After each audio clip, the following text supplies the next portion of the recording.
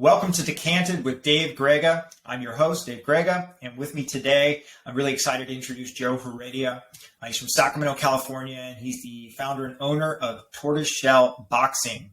And he's also just a really interesting guy with an incredible story. And I'm really excited to kind of decant Joe and his story and talk a little bit about what he's doing specifically for the youth in Sacramento, which is pretty incredible. Joe and I know each other. We actually went to high school together, and we're in a few classes together, Father Palafox's study hall, which is fun. I'm sure we'll talk a little bit about that. But Joe, first, I just want to get a basic background, kind of an origin story. Who are you? Where are you from? Kind of getting up to like us meeting in high school. All right. My name is Joe Heredia. I'm from Sacramento, California. I'm from the northern part of Sacramento. I'm born and raised in Northgate. And what was the other question? just kind of where you're from, who are you? We're in Sacramento, in North Sacramento, and Northgate. That's kind of it's a rough area. It's a rough area. I didn't know how to put it exactly. Yeah, you said it. Right. So it's interesting because you come from that place, but then you ended up at Jesuit in Carmichael, which is a private Catholic school. It's kind of in a little bit of a bougie neighborhood and all of that. Like, how did that happen? How did you connect with Jesuit as a place to go? Well, my mom actually went to Loretto back in the day. It's no longer here. And so she always had a vision in her mind that she was going to send her kids to, private school by the time we got to high school. So we went to public school in the north up until sixth grade. And from sixth grade, we transitioned over to Holy Cross. That school's no longer here either. Right. It was in West Sacramento. And then from West Sacramento, after we did that, then that's how I ended up at Jesuit. Wow. Okay. Yeah. That's incredible. So your mother kind of had this vision. She obviously knew that it was something that she wanted for you. I mean, that's incredible that she had a mother that was trying to set you up for success in that way. It's important not to undermine the importance of that foundation for you. Right. Right. Yeah. Cause I didn't have a clue what Jesuit was. She's like, you're going to go to Jesuit. I was like, I'm trying to go to Grant with all the homies. Right. Grant High School.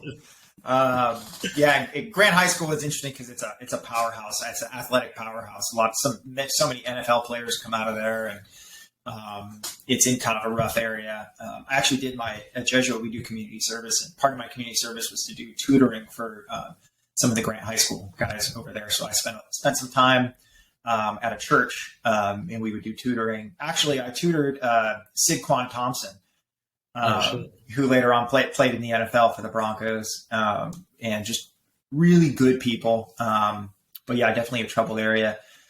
So we're at Jesuit, we meet, and I know we were in Father Palafox's study hall class together, and just goofing around, being kids and whatnot. But I remember I'm pretty sure, I think I talked to you about this earlier, that on 9/11, I think that was the first class on the morning of September 11th, when all that was still going down. And I think he had the TV up on a little rolling stand, and we were watching the news, if I remember that correctly. And I think that's interesting for me. I was thinking about it. It's both of us sitting there watching this in that study hall class in the library. And ultimately, that kind of set the trajectory for the whole global war on terror and all that. Yeah. And both of us ended up in the Army, and both of us ended up deployed. And we actually ended up both in the same spot in Baghdad, because you were at FOB Falcon, right? Yep. No, I was at FOB Falcon first, and then we went to FOB Prosperity. And we moved into the Green Zone, like halfway through the deployment. Right. And then, so I was in FOB Falcon as well. So that's so fascinating. We were from the study hall class on 9/11. Both ended up in the same exact spot in Baghdad. I think you were there. When were you there? A little bit after me? 6 to 08. I spent 2 months there. Right. So I was January 05 to February 06. Yeah. So right when you guys left, we came in. Right. And so you guys were the first ones to, I remember we still had the old DCUs. So we had the desert camo. You guys had the digital camo. I think. Yeah, the digital ones. Yeah, we got the first issue. Yeah. First issue. Yeah. So I didn't get those until I got back from Iraq. But it's interesting because I started out with BDUs, then got the desert DCUs. Then when I got back, I got the ACUs.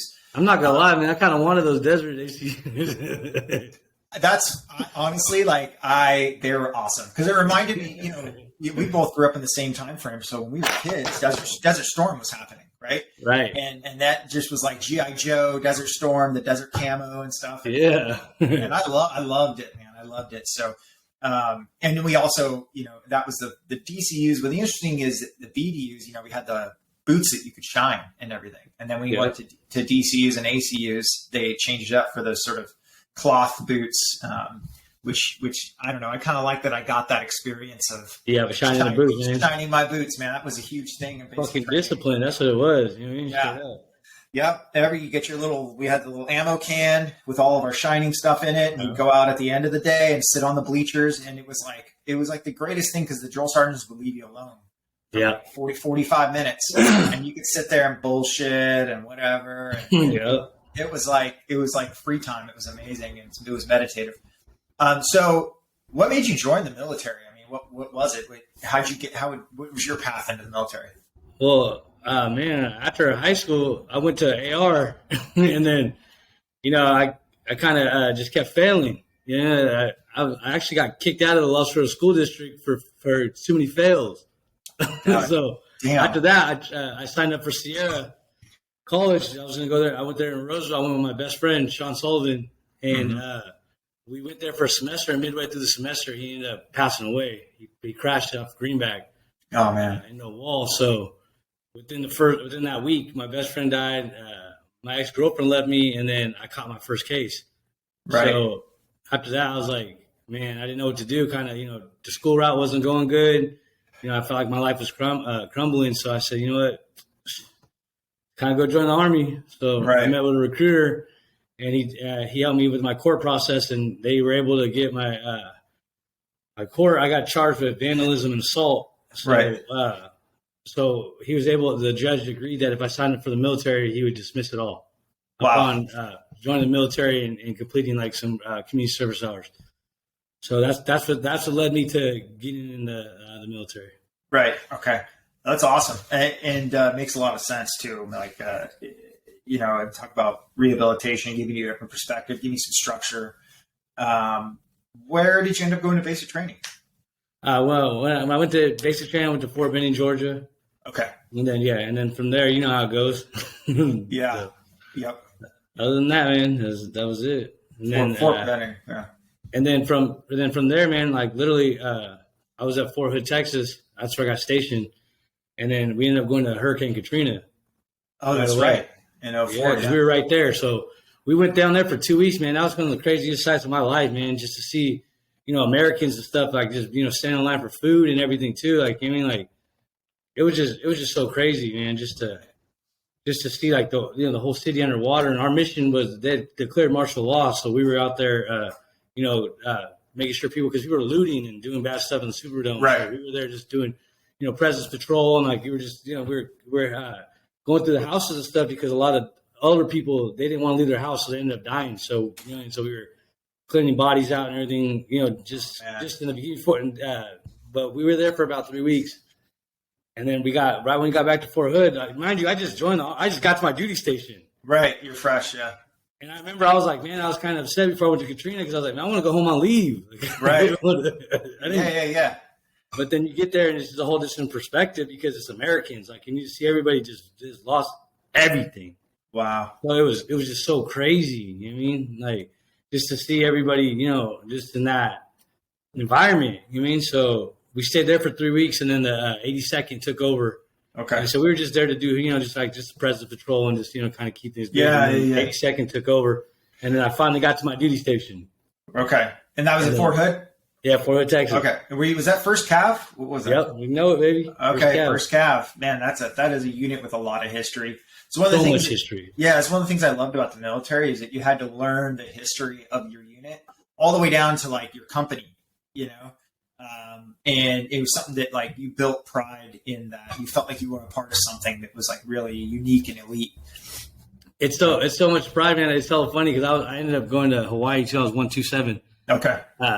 And the old guys, they got the annual Wolfhound reunion. I'm gonna go to it this year. Oh, that's awesome. Wolfhound. So was that your battalion? Yeah, no. When I said that's when I went to my Hawaii. Oh yeah. Okay, so that was I did 8 years total. Wow, man. Yeah, I did 4. I did 6 infantry and then 2 years recruiting. Right, that's right. You were a recruiter. I was in Chicago. I recruited in Chicago. Were you in E6 when you got out? Yes, that's right. So talk to me a little about recruiting, right? Because that's sort of like one of these things that, it's like you hear positive things, you hear negative things. What was your sort of mindset and mentality? What was your experience? That's what made me get out, man. Shit. Because I got blessed. I was in the middle of downtown Chicago. So I had like the north of Chicago. I was like my apartment was like walking distance to Wrigley Field. Like I was in the middle of like the beautiful part of Chicago. You know what I mean? Right. So just to, like, going into businesses, and that's when I started talking to people and like just realizing like how much opportunity and how much money and wealth and shit was out there, because my whole mind was just jaded, just making 60 G's a year in the military. I thought I was winning. Right. Yeah. Food allowance. Yeah. I was like, oh shit, they got a little stipend. I thought I was in it. I had a little Lexus and I was winning. Okay. All right. So I think that's really interesting, man. It's like, I'm already seeing this is the beginning part of your story, like all of these things that, I don't think they're coincidence how they line up, and these experiences give you the opportunity to see something and to like plant a seed, like you were like feeling like you were winning, right? And then you started noticing all these different businesses and opportunities, and it started getting the wheels turning and planting that seed for you, which is kind of interesting to me. So you kind of realize that, and you're like, okay, I'm getting out. I see the writing on the wall. I'm not trying to spend another 10 years, 15 years in the military. And from there to starting tortoiseshell boxing, I mean, what was going on in that point? What were some of the things that helped you get to that point? Well, first I want to make this clear. I didn't start tortoiseshell boxing. That's how the name. Right. My good friend, and he's still part of the gym. He's the head coach, Chris Rowe. Okay. Yeah. He started. That's why he came up with the name and everything too. Okay. This cool. is his idea. I don't want to take any credit away from him. Right. Like, this was his vision and everything. And honestly, I just want to put something in the hood. You know what I mean? Like, for me, because I said, just going from the route when I got out, man, it was a rough road. Right. I came home and, I got into partying and got into just lost focus, man. It was just rough. And then the PTSD, I was just out there. I started my first business. I started a live scan company because I learned how to do it, in recruiting. So I came home, I started a live scan business, and it was going well, but I wasn't really focused. It was more just partying and just living, just how it is. So, Yep. So, that went on for years, man. And then, finally, I basically met Chris, the original founder, and, he had been wanting to see, the studio was 1,100 square feet, and it was right next to, right across the street from Grant High School's baseball field. Okay. So when, I talked to him, and he's like, hey, COVID kind of hit him bad. It was the middle of COVID. And he said, hey, I'm selling all my weight and everything for the gym. He was going to liquidate everything. Right. And I said, hey, man, I said, I'll buy it. He said he'll sell it to me for $30,000. I was like, I'll buy it, because weights at the time were $2 a weight, pound or more, because during COVID, I was like, this was an easy flip. Right. And so when I went to him, and then I said, all right, man, he said, I got another month on the lease. He's like, do you mind paying the lease so I don't fuck up my credit? And I'm like, yeah, no, I got you. It's no whatever. So I said, it's cool. So I said, I'm going to just chill here too, and just, I'll work out. I actually, go figure, we're coming up on our 2-year anniversary. Every January, I try to get sober for a month and everything too. Everybody starts the year good. Sure. And I was like, man, I'm just going to just ride this out. Just give me an excuse to be here for 30 days until the lease ran up, and then I'm gonna then I'll shut it down and I'll sell everything, because the plan was to work out and sell everything as I was there. You know what I mean? That way I didn't even have to get a storage or move it or anything. Just sell, put everything on the thing and then just sell it and then just walk away. I was hoping to double my money minimum. Right. So the first day I went in there, he's like, well, I still have 4. I think he had 4 or 5 members, and I was like, all right, let me check this out. So I go in there, and then these little kids, I remember the first day I walked in, my first member, he's still with us. Him and his sister walk in, and they look at me, and I look at them, I nod at them, and you're like, Yeah. what's up? Yeah. We look at each other and go about their business. And then Right. a couple kids came in, and then we didn't really say much to each other. The kids, kids aren't like, who like that. And then I was lifting my weights. And then at that time, man, I was heavy into sports betting. Okay. I was like, hey, you know what I'm going to do? I said, I got this bright idea. So I went and I bought 5 TVs, and I put it all on the wall. I was like, I'm just going to lift weights and gamble. Okay.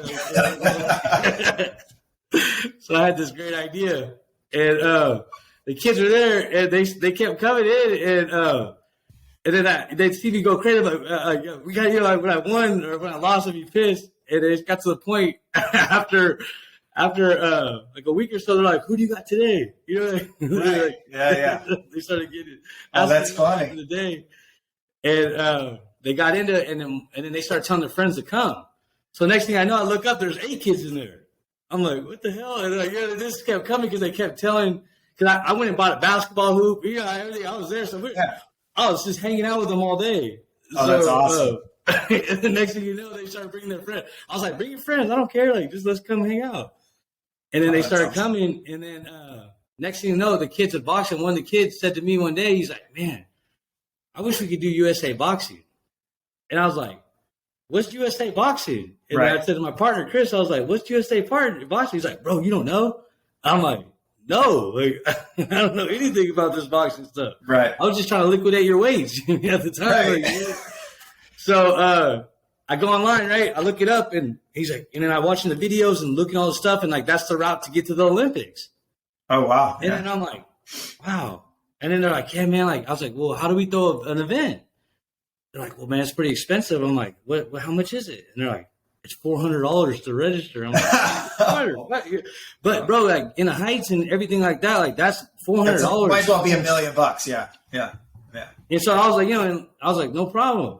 So I went and it was hard because it was during COVID, so everything was shut down. So trying to get a hold of the directors, and mind you, I never had a clue about boxing or where to start or nothing. Right. So I didn't have anybody I can call, like, hey, how do I get this or how do I do this? But me, I'm so determined, I'm too competitive that where I'm like, well, I'm gonna figure it out, and I don't care even if someone says no. There's always a yes. Right. And I live by that. Right. There's you can't tell me no. Okay. And if you tell me no, I'm gonna do it. Right. Yeah. So it's just that Army training. Like, nah, we're gonna get the mission done. Right. I don't care. So I went and I paid the little sanction fee. I got on the phone, just figured. Next thing you know, we were a sanctioned gym. Okay. But the problem is, like, in order to throw an event, you had to have a 20-foot ring minimum. You have to have, such and such space. And, we had 1,100 square feet. Right. And, and it was a regular office-sized building. So there's no vaulted seats, still in for a ring or anything. Right. So next thing I know, I register us, and then I get a couple of my friends. They started bringing their little. They told other little kids about the gym, and they started coming. And next thing I know, I had a team of boxers. And I said, I kept waiting. I'd make them run. I treated it like Army training. I didn't know how to train in boxing, but I knew how to train soldiers. Right. So I was making them run 5 miles a day. I was making them do, push-ups. My whole little first squad had abs, everything. Everybody. They were looking good. I That's treated awesome. like soldiers. I had a group text message going, like, and I treated it just like soldiers. You know what I mean? Like I said, because one thing I know is how to lead soldiers. I took soldiers to war, everything too. Like, that's my thing. I can lead you. I'm confident with that. Mm-hmm. And so next thing I know, USA Boxing finally popped up one. They said there's one event. Idaho was hosting it. And I said to the kid, I said, man, you guys want to go to Idaho? They're like, yeah. So shout out to my boy Johnny. He said, I told him about it, and he helped us pay he gave us $1,000, and he gave us $1,000 to rent the big old Sprinter van. Wow. And then and just I said, man, and next thing I know, man, I said, I'm gonna build this brand up, because I had a good conversation with my boy, and he just said, hey man, like, a lot of people know you, man. This is your time. Like, just do it. Like, let's do something big. I said, all right, you know what? So I went and I treated it. I went to all my friends on social media. I said, can you please add the gym? Can you please do this? And I started telling everybody, like, I want to take these kids to Idaho. everybody started buying the shirts, and we started going like throwing little, pop-ups just to having the kids fight each other. My friends would come support. We were fitting 100 people in that little gym. Right. We were just grinding and grinding to the point to where I said, and I had 4 fighters. And I said, you know what? I said, it's time. And so we went, we got the Sprinter van, and I took about 18 people. We hopped in the van. I rented another car, and we went to Idaho. I paid for rooms, and we ended up going to the big tournament they have out there called the Rumble in the Jungle. Uh-huh. And I took 4 kids out there, man, and we fucking won 4 belts. Wow. And it was, wow. Like I said, and at that point, I remember putting on social media and everything, and all my friends, everybody was shouting. I remember that. And this is like, mind you, like I've never had a history in boxing. Right. So this is like 4 months into boxing after starting this random name, this gym and everything too. Like, we were winning belts. Right. Dang. And, we came home and then next thing you know, more and more kids start coming, and we had no more. I come in there one day, and there's no room. Right. And I was like, man, how did this happen? Mm-hmm. You know what I mean? Because it just happened like this. Right. And then within 6 months of buying that shit, I said, it's time. So I live in the penthouse, and I would drive down, take 16th at the Marriott. Right. I would drive down 16th, and I swear every day I would get the red light right here on Colfax in front of where the gym is now. Right. And I was like, man, it had beautiful windows, and it was vaulted ceilings and everything. I said, man, that's the spot. I could just imagine. Had a parking lot that came with it. I said, that's the spot we're going to throw USA boxing events. Right. And I just had this vision. And I remember I said, fuck it. I'm going to do it. So I went and talked to Elise. I told my partner, I said, hey, and I had saved up $9,000 from like the little shows we had, everything too. That, and just the kids and everything too, we had earned from selling shirts and everything too. I remember the business was up $10,000. Right. And I said, okay, man, like I went and talked to the lady. We went and talked to the broker and stuff, and they said they wanted $15,000 down. Okay. I was like, fuck. And I said, man, I said, we got 9,000. I said, let's do 10 down. I'll throw in an extra 1,000 of my own money. I said, let's do this. Right. And they said, okay. So I put them 10,000 down. We're all hyped up and shit. Bro, we didn't have a ring. We had nothing. Nothing. You just got to build nothing. And that was every dollar we had. Right. So I said, I was like, and then I remember the first month I went in there, I had 11 members, and the rent was $5,000 a month. Wow. And I was like, bro, what did I get myself into? Right. Like, you know, when the high's over and everything too, you're like, okay, yeah. You're like, fuck. I owe 5 G's. They gave me 2 months free. And I'm like, all right, man. So I told him, I said to the kids, I yelled at everybody. I said, I'm a yeller. I looked everybody in the eyes and I said, hey, man, we're all in this together. I said, we don't have one piece of equipment. We left everything at the old gym. I said, we gotta hustle. We started doing car washes. We started going on Good Day Sacramento, just telling everybody we would go to any place we could with help people. We just start passing out flyers, walking up to people. Would you add us on Instagram? Like going out to clubs, like just even telling my friends to rep the shirts and add us. Right. Man, we just hit the street running. Just anybody like that would support us. And within 6 months, man, I linked up with one of my good friends too. A lot of my good friends have just believed in me so much, and just it wouldn't be possible without them, man. Like my boy Ross Haley and the partners at JoJo and G at Colas, right? And there's a handful of people. Those are the 2 main ones that helped out the most. They were giving us thousands, like just to help, man, just to show love, wow. Because they believed in my vision, and that's what even made it better, because it wasn't even about. And my boy Johnny Blaze too, like. Without him, he was the one who linked us with half the people too, man. And like without those 3, I think those 3 were the most like in the company in terms of helping us get, man. Right. We ended up purchasing a beautiful $15,000 ring from Kentucky. We bought all the bags and everything too. We bought everything cash too. We put a full gym in here. Everything. Wow. So that's incredible. And within 6 months, we threw our first USA sanctioned boxing event. I remember seeing that. And we didn't know how to expect, man. And then, our capacity was 500 people in here and stuff too. And we ended up getting 1,000 people at our first show. Wow. It was the craziest shit ever, man. Like, I couldn't even believe it. I remember every video I take of every show, I do it when they sing the national anthem. And it still takes my breath away knowing that, we get 500 people to start every show. Wow. And now we're going on, we've done 3 already, and we're averaging about 1,000, people per show and everything too. And we just got word too. We're supposed to have our next sanctioned event. And it was supposed to be March 11th, but I ended up passing on that day because we just got news too that we'll be hosting this year the Junior Olympics. No April way. 15th and 16th, yes. Wow. So That's and huge. shout out to my council member too. Without him too, man, he really made a lot of shit happen. He made the mayor come here. Okay. And he did in the Boulevard too. Like shout out to Del Paso Boulevard too, to Danny. Right. Like I'm saying like the politically, man, they're the ones who made this happen too. Okay. Because once they saw my vision and right. they saw, we were bringing in, we right now we have currently 146 kids now. Shout out to Shin Rivers too, Wow. giving us a contract with that too, with the kids too, so we can put all the people in here too, but just everybody, because this boulevard's having a pandemic right now of empty businesses and right. nobody wants to have it. It's just so, and we bring just so much life and so much beauty in a place for the kids right there on the boulevard, you know what I mean? So without, and our show's just getting bigger. We just recently got sponsored by the Air Force because our shows are getting wow. bigger too. So that's awesome. And I'm supposed to have a meeting with my council member next week too, because the city's going to get involved with this. They actually get it as a grant our last show too for it. Amazing. So everybody's getting in on this too, because we're doing a lot for District 2, but it's just so crazy to think too. I grew up 1.3 miles from this place, man. Right. And, and I don't care, man, like, the money, the trips, anything, nothing matters. And I always believe by how you measure success is how many people did you help? Like, right. Anybody can say, like I have this or I did that. Who cares? Like, how many people did you take with you to experience it? Right. And that's kind of our vision now too. Like my whole life, I just wanted to open a community center. Right. And I feel like this boxing gym is a community center. Right. Even though we teach boxing, you probably got about 50 kids in here that don't want nothing to do with boxing. Right.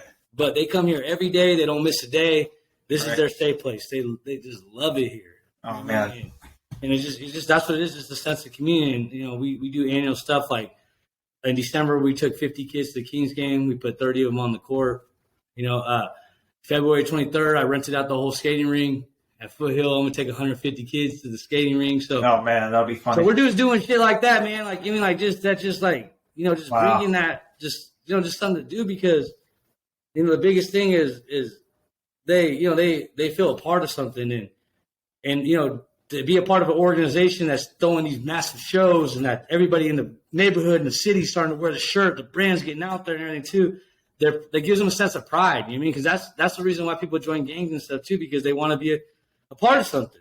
Right. They want to be, just to feel good about it, to rep something. Absolutely. Yeah. So it's community. I think that, like that's the most beautiful part about, this whole ordeal. You know what I mean? Yeah.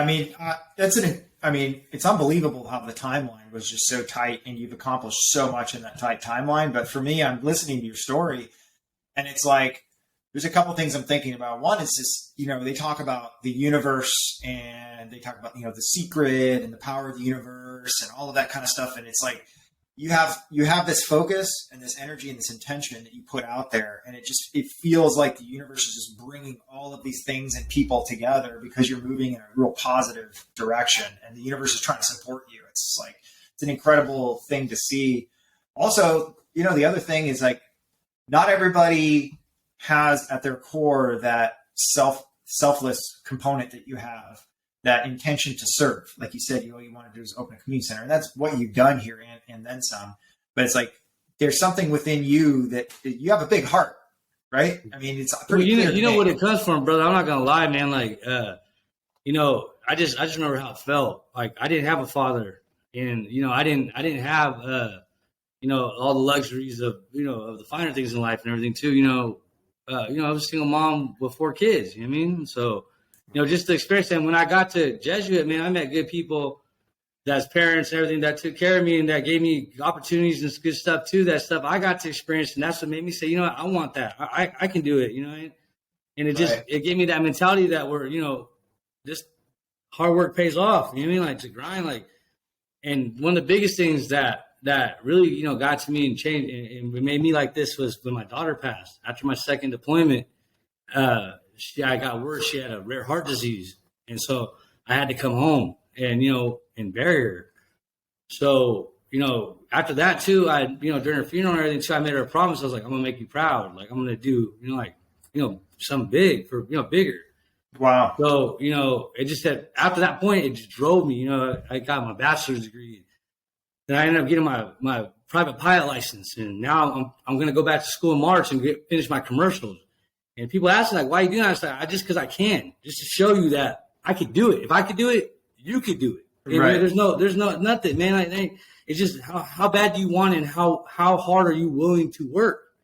Right. And that's what I think. That's my biggest mission about the gym is too. That's why I let all my friends come here and work out for free because we're a kids gym. So I want the adults here for free to come use the facility and everything too, because I want them to be around these kids that are professional. All my friends are good people, like successful, good looking, everything too. Yeah. When you're around those type of people, you get opportunities and you get knowledge and just, it builds a sense of pride and everything too. So, and, there's been a couple of our members here too that have given jobs to some of the kids. Wow. And everything too. Yeah. So, I'm linking everybody together, like what Jesuit did. It gave me connections to people that I never would have, right. had a chance to meet or anything too. Right. So. Yeah. I mean, Jesuit really, the biggest thing is the network of people that you connect with. And I mean, I still to this day, I'm really connected with most of the guys I graduated with. It's a pretty special brotherhood in that sense. But I think what you're doing there at the boxing gym is incredible because I mean, these are what you're talking about are the fundamental recipes for success. And it's something, you read Napoleon Hill's books and you read any classic self-help, self-improvement book, success, business, entrepreneurship book. I mean, these are the core tenets. And it's having that vision, having that focus, being willing to do whatever it takes, seeing no as one step closer to a yes, networking, offering value, having pure intentions, right? Selfless intentions. The more you give, the more you get. And then, I mean, when you're doing something like this, you're offering you're changing these kids' lives. Oh, man, I see it. Bro, I see this shit every day, and I'm hard. The thing about me is I'm hard. Like, I'm still loving, but I'm hard. Like, give me I'm on the grades. I'm checking in, like, every day. Like, I'm shaking every kid's hand. I walk in here. I'm here every day, Monday through Friday, 3:30 to 8:30 minimum. And I'm engaging. That's the biggest thing because, and that's what this year too, I even took with my kids. Like I'm actually tutoring my daughter this year more and, just going to my kids' games more and sitting through the whole thing and stuff like that too, that is giving me more time to just, to just put more attention. And I realized too, like the more, that was my problem. Like, my mom was working her ass off. So she couldn't give us the time that she needed. So, we just were hitting the streets and just doing whatever we had to do because, right. Everybody wants to be, be around people and, do, just love. So that's what I kind of do these kids every day, man. They, we bullshit around with them. I box with them. I talk shit, everything too, man. I'm just like big bro to them, man. And I encourage their families. Like a lot of things, we got a handful of members. I'm slowly working out more with. The parents can work out now in my full gym. Oh, wow. So okay. I'm just trying to bring everybody just just come here, just get it. Let's, like I say, and that's the thing too, where everybody can come to, don't matter the age, doesn't matter whatever. There's something here for everything, and that's one of the reasons why I wanted to put a full gym inside the boxing gym too, because, right. With the treadmills and everything too, because that way there's no excuse for no one came back, well, I don't box. Like, okay, right. well, go lift some weights or go do that. Right. Do something. Yeah. But the biggest thing, man, is just bringing this shit to the north. You know what I mean? Like, man, you don't understand how bad, the viewers don't, like I said, I'm pretty sure you do, but how bad this area is. Like, it's just, poverty stricken and just, just abandoned. And, right. The goal is that, and shout out to my council member. He's putting a lot of work to try to get this shit right. Who's that? What's his name? Sean Lowley. So, okay. Yeah. So he's, he's a good man. So, and then, so it's just one of those things, man. I said, like, just to be able to, I think this is, I ain't done yet. Just get this straight. You might catch me be an astronaut next year. Okay. I love it. That type of person. Yeah. Well, it's inspiring. I ain't done yet. No. And I believe you. And there's nothing, I don't think that there's anything that you couldn't do. I mean, it's pretty clear to me, like, I spend a lot of time talking to really interesting people. I've seen a lot of real successful, interesting people.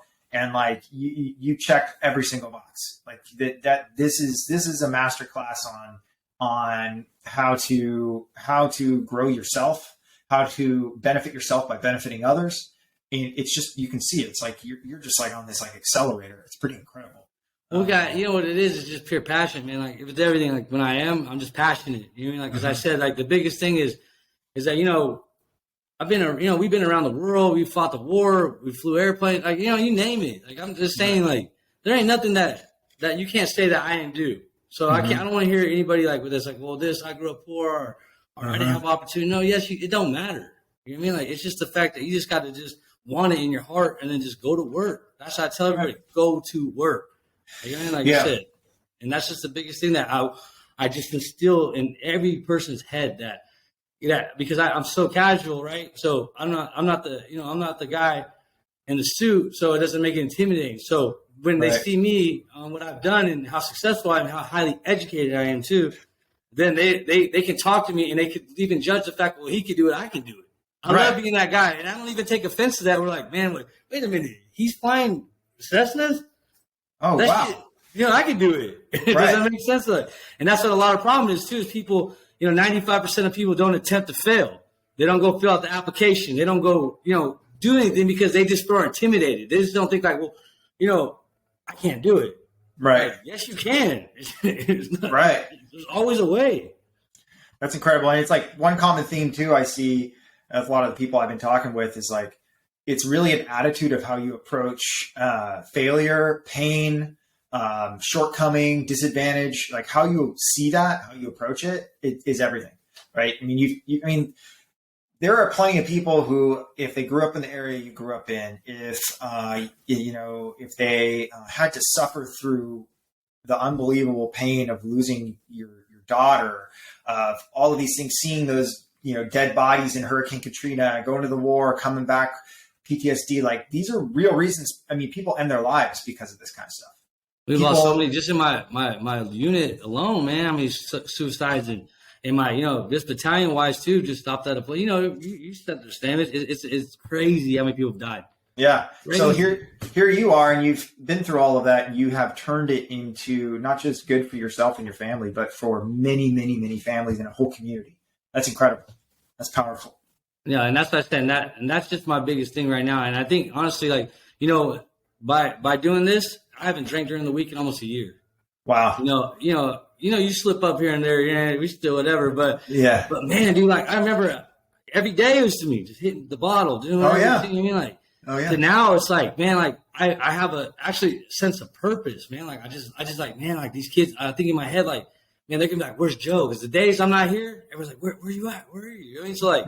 These people are, you know, I'm becoming like, in a way, like they're, you know, like they're big bro, man. Like they depend on me. Like they like that's their normalcy. They need to see me every day. Like they need, you know, they want to hear what I did for the day. They want to know what's next, and they want to, you know, they live off my passion. You know what I mean? They need that, and that's what I had to cook. You know, good friends and people who I feed off them too, and they, you know, it motivates me to do more to see them like that. Right. So right. What are the age ranges for kids to come in and train at the gym and everything? What's the youngest? We do eight to I think our oldest right now is like 27. Oh, but wow. You know, we just recently started our adult boxing class, so all my friends have been coming here. It's the funniest shit in the world. Oh man, dude! Because like I said, you know, in our minds, you know, we all still got this vibe, like we're this big stud and shit. Right. They come in here, they push it back for like 2 minutes. Like I'm 2 minutes. They're throwing up and shit. Like, oh my god, dude! I mean, I went to actually, you know, do you know Blake Kidwell?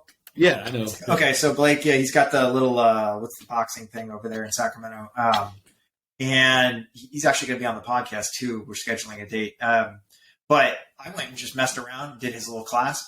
Like 3 minutes into hitting that bag, and I was in good shape. No, you know, dude, I couldn't move my arms, and like it was like a girl instructor or whatever was there, and she was like, you know, punch, left, jab, and I like couldn't move my arms, and I just felt like humiliated, man. And no, but in your mind when you walk in there, you're like, man, I got this. Like I had my shirt off, I had like a 6-pack, and I just like wanted to go put my shirt back on and like just hang my head, you know. dude. That's humbling. Honestly, let me get this. That's just crazy. And these kids, I tell them like, because I got my coaching license. I don't coach. I just I told them I'm the cheerleader. You know what I'm saying? I don't care. Like, I just there to motivate them because they hear my voice and stuff. It makes them more better. You know what I mean? So like, I corner a lot of the fighters and stuff. We're actually going to nationals March 18th. Taking 2 fighters, a female and a male. Where's that at? That's the national tournament to get ranked with USA Boxing. We'll be going there. Where is it at location-wise? It's gonna be in Detroit, Michigan. Oh wow. Okay. So, but it's just crazy because, just to see. I tell these kids, man, it's just so crazy because fighting, I don't give a shit. It's combat. So just to go in there and there's no backup. You're going in there, you're throwing. Mm-hmm. So and I try to tell these kids and everybody, man, just think of that shit. And it's so crazy because when the kids, the first day they step into my gym, right, just by being around me, because I'm so confident and just being around the fighting and this everything too, bro. But then by month 3, their chest is a little bit higher. You know what I mean? Everything too. And that's what I love the best about this because I'm making strong individuals from the females to even the males. Right. I just see the difference, the way they talk and everything. It's just because that's the number one thing is you got, because when you're poor and and you're a minority and all that other bullshit, then you feel low. But once you gain that confidence, it don't matter what race you are, what your social class is or anything, because it all comes from the confidence. Right. How you view yourself, your word. Right. I mean, I build that. That's what I love. That's what my biggest thing is too. Is I just love building confidence. You know what I mean? Yeah. I mean, I can't say it enough. It's what you're doing for these kids. I mean, it's changing the whole community because it's going to affect the next generation. You're going to start seeing businesses open up. I guarantee you, some of these kids are going to be opening up gyms or businesses in your neighborhood, in your area, and they're going to have that mentality now. And they're going to have the network. They're going to go out there and grind. If they get a no, they're going to figure out how to make that into a yes. They're going to make it happen, and they're going to have the idea that in doing that, they have to give back, and they're going to help the next generation. Well, the biggest thing too, even the boxing community, a lot of these boxing coaches, they, I get it. They don't get along or they have problems because, they all feel they have their style of fighting, right? Which is, I get it. But the thing with why I'm able to work with all the gyms and I'm bringing everybody to get together now is because I never box. So I don't have a style. So I come in there, I'm just the owner. Does that make sense? Right. So I'm not competing against them because it's hard to be buddies with the guy that your fighters are going against. So I think that I've really brought boxing, and I haven't even done yet. I'm really bringing more and more back to Sacramento. Like I said, we're throwing 5 shows this year, and now we don't got to go to the Bay Area to go fight. You know what I mean? Stuff like that too. And I make it a rule that every Sacramento boxing gym will have first preference on my shows. So I'm bringing the Sacramento boxing community back together. And, we're bringing hella shows and the people. And I think that's what I think I did beautiful in that role too. That and I said I go to every gym. If you notice on my my Instagram, I take pictures. I go to every gym, take a picture of their shirt. I buy their shirt, or they give me one, or whatever. Just because it's just we all could work together. You don't understand. The more we build the sport up, the more people are going to come to the shows. The more people are going to sign up for the gyms. Yeah, everything too. So that's what I think my biggest gift is to not only that community, but into the boxing world in Northern California too. Right. Yeah. And I'm proud to have my shirt here. I remember you put that on Instagram when you were building the whole thing up, and I just knew right away. I saw the kids. I knew who you were. I saw the energy and the passion, and I was like, man, I got to get a shirt. It's just a no-brainer. Yeah. Minimum, bro, and that shout out to every single person who bought a shirt, sweater, something, because this shit wouldn't have been possible without you guys, man. I'm saying that, and it taught me a lot to even suck up my pride, man. Just having to ask people to buy a $25 shirt. You know what I mean? Yeah. I'm just like, hey, man, could you help me, please? And I don't ask for anything. So, I'm just like, hey, man, I really need you, please, man, to buy a shirt and shit. You know what I mean? And that really, helped me out too, just to talk to people I hadn't talked to in years, and to even suck, make menses and heal relationships I had ruined and shit, or vice versa in the past. But hey, man, I got this thing going on, man. Would you be interested in coming on the shows? Would you buy a shirt? Would you, blah, blah, would you, donate to this, whatever too? And we've been doing it. We're not, we're not a nonprofit. We've been doing this just straight off love and grinding. Right. So, and that's just the biggest thing too. You know what I mean? And I said, just the car washes, the everything, like, and I was out there with every step of the way. This thing to me is just like, man, I'm scrubbing tires with a Rolex on. You know what I mean? Yeah. Hey, that's you. That's part of being the leader of this whole thing and showing. Man, because you're in the Army. Yeah. You can't. You gotta what? You gotta get down with it too. Mm-hmm. You know what I mean? Because I said that's the way they're only gonna respect you. You can't just go tell people go do shit and you're not gonna do it. Hell no. I'm like, man, I'm right there with you. Yeah, being in the military, like, it was interesting. I had some great leadership, but I had a lot of bad leadership. I learned a lot of what I didn't want to do. But those guys that you had, those NCOs especially, that you would do anything for. Like, it didn't matter what they said, you were just freaking there. Like, because they would never do anything to you. They wouldn't do for themselves. They were always like the last one to eat. They were always taking care of you. They would, when first sergeant or sergeant major or some officer came around and tried to fuck with you, like, they would risk their whole career to stand up for you, and you were like, damn, like, I'd do anything for this guy, and that's what a real leader is, And that's what we're doing right here, man. We're making men, bro. I'm telling you, as I said, coming to a school, at Jesuit too, with no father, a lot of shit's together to father-son stuff. You know what I mean? I'm like, man, but, man, yeah. So just shout out to a lot of good friends' dads, like even Hawley. I don't know if you remember him. His dad was really to show love. Just certain people, man, just good people that I had in my life. So I felt like, once I got on and once I did it, I said, my biggest thing is I got to put everybody on. I got to be able to reciprocate all that shit back, man, because I said if it wasn't for certain people and everything too, man, it wouldn't be. Garrett Hawley, his dad is a legend. He was one of the greatest rugby players of all time back in like the 70s, 80s or whatever. Amazing guy. I remember him going to all the rugby games and everything. Yeah, I think he had 3 or 4 Super Bowl rings with the Raiders too. Something like that. Yeah, he was an animal. A straight legend, dude. And he was like, it's one of those old, it's like those type of men don't exist anymore, but like, maybe with your help, they will again, right?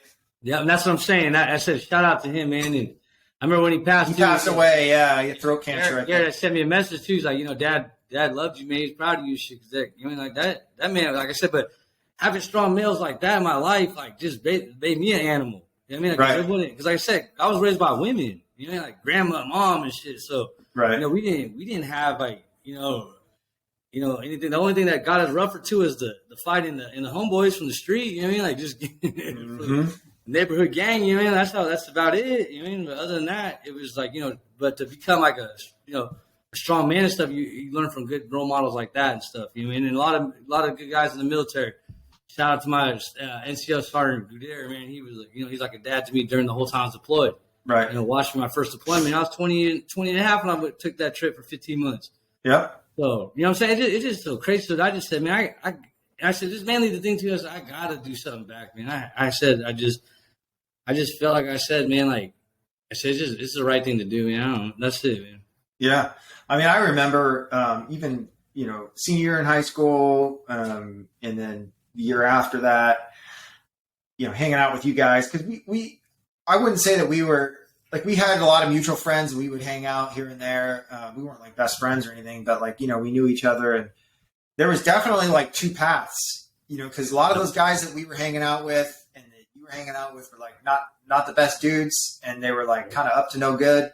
But it kind of felt cool because it felt like you were on a team and like, if I rolled up to a party and it was like, oh, all these guys are there, and then like you would see me and some of them and you'd be like, oh, Dave's one of us, and I would feel cool. But here I am, like, I was going down the wrong path trying to get that attention. So then, you switch it over and now you're doing the same thing, but in a positive direction. Yeah. What are your, and I'm sure you have plenty of vision, but like, what's your vision for the boxing gym? Like, what's the like 5-year plan, or where do you see this going?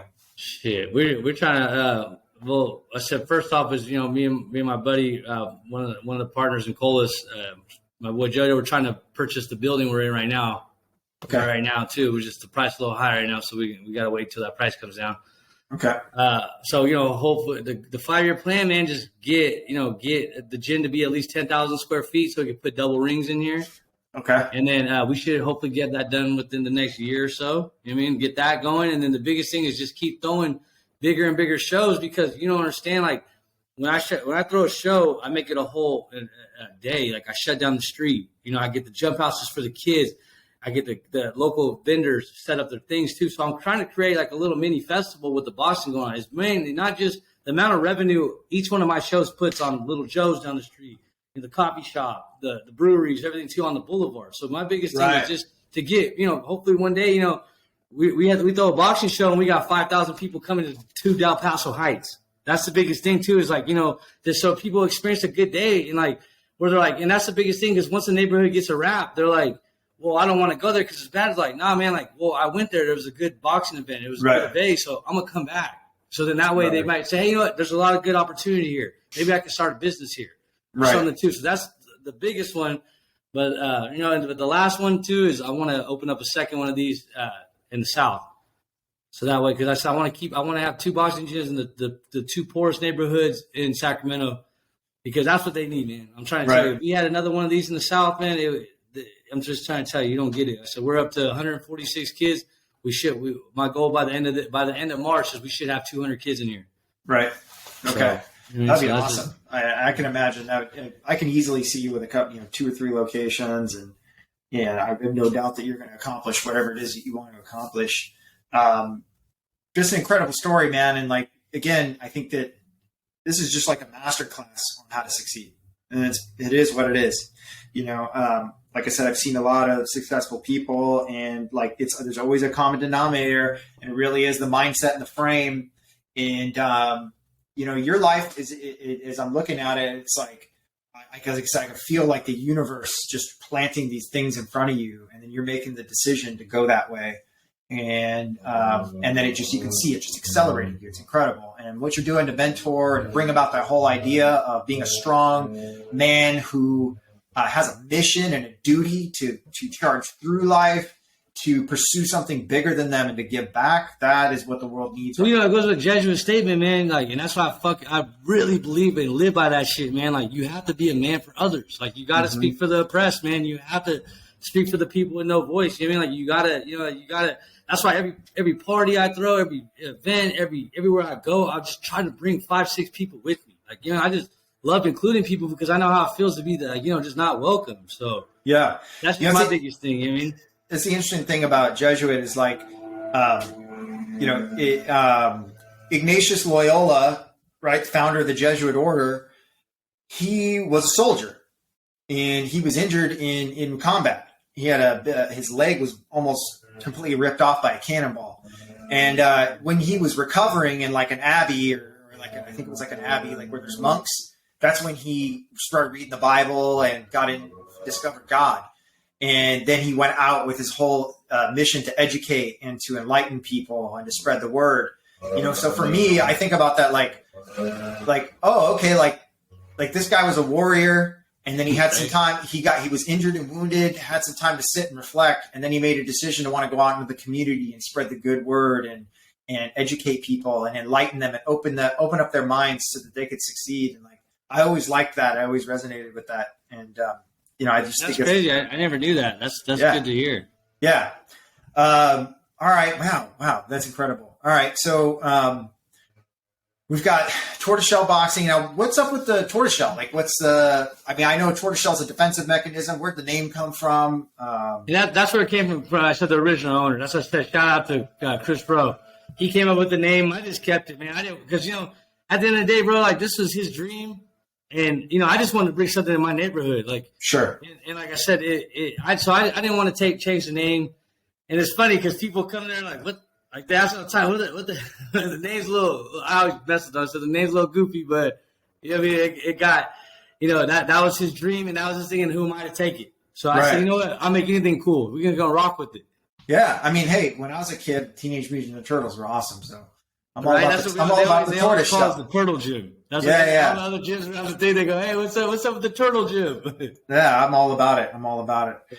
So for the people watching, like, first of all, you have Instagram, Facebook, tortoiseshell boxing. How else can we stay in touch with you? How else can people contact you? I'm sure that people are going to watch this and want to know how to be involved, want to know how to help out. Maybe they have an idea they want to share with you, want to connect with you. How can we connect with you? Our Instagram is Tortoiseshell Boxing. Our Facebook is Tortoiseshell Boxing. Our address is 1201 Del Paso Boulevard. Just pop in Monday through Friday, 3:30 to 8:30. And I said our website is Tortoiseshell, www.tortoiseshellboxinggym.com. You can purchase shirts from there and other, merchandise. I said it just helps us all. I said we got a big lineup this year.